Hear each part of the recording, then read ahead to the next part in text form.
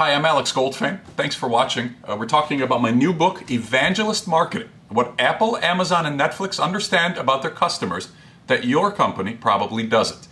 The book is about creating mainstream customer evangelists for your products and services.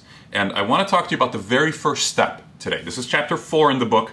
Chapters 1 through 3 outline what's wrong with consumer electronics marketing. Chapter 4 gets into your product excellence. There's the first page of chapter 4. Now, at the front of every chapter is the main model of the book, which is laid out as this graph, and it tells you where we are on that model at the top of each chapter. So, product excellence.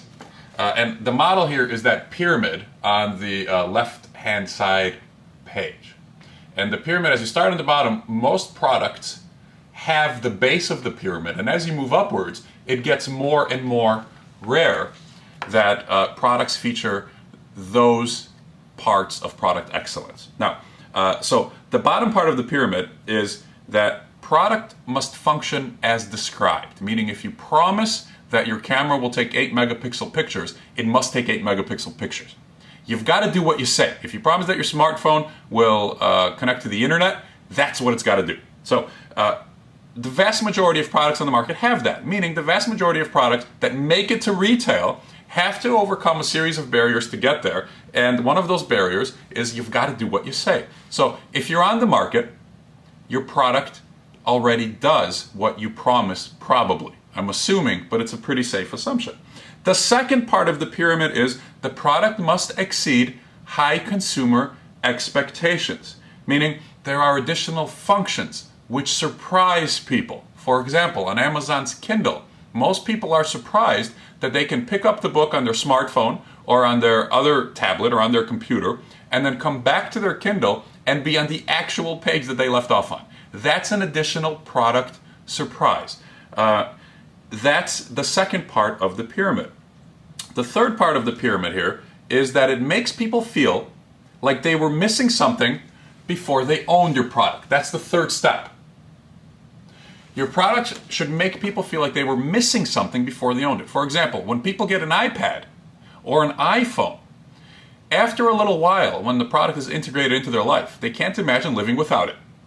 That's a pretty big deal, and there's not a lot of products that do that. Some smartphones do this. Amazon's Kindle does this when people start to read on a Kindle. They can't imagine life without this. Netflix does this, even though they've taken some actions in the year 2011 to upset their customer base. Once people had Netflix, it got so good to them that they couldn't imagine living without Netflix. Now, the price got high enough and they imagined it really quickly, right, when Netflix increased their price. But it made people feel this way originally.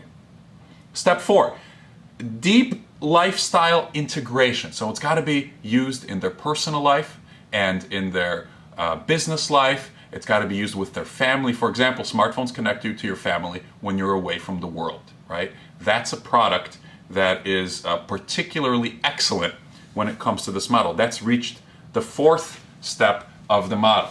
And the final step here, the very top, the tippy top here, that's what I call FGF, feel good factor.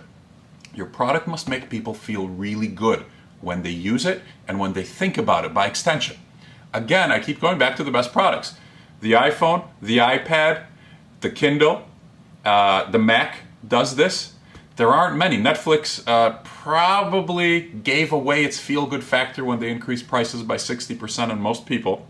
But FGF, your product must make people feel good. It must be that good, right? The product must do everything it says, and it must exceed people's high expectations, and it's got to make people feel like they were missing something before they owned it, and it needs to integrate into people's lives deeply, and then as a result you get feel-good factor. And once you get a level of feel-good factor, then you can begin going about the process of creating mainstream customer evangelists.